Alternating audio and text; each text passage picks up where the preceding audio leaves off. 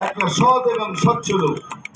BJP party যাকে তাকে candidate করে না, বিজেপি পার্টিতে যাকে তাকে ক্যান্ডিডেট করা হয় না। সে বিজেপি পার্টির সমস্ত পরীক্ষা পাস করেছে, কবি একটা সৎ স্বচ্ছ ছেলে।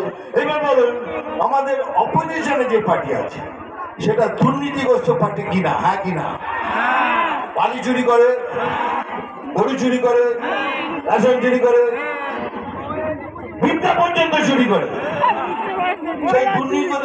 সেই দুর্নীতিগ্রস্ত পার্টিকে ভোট করবেন না একটা সত্য সরল এই কবিরকে ভোট করবেন? এইটাই মনের মধ্যে থাকে।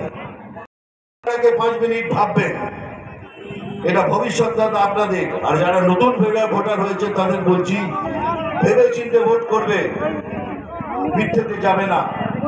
বিজেপিকে যোগ করো, বিজেপিকে ভোট করো। আমরা কথা দিচ্ছি, আমরা একটা সুন্দর বাংলা প্রদান করব, এটাই মোদি গ্যারান্টি।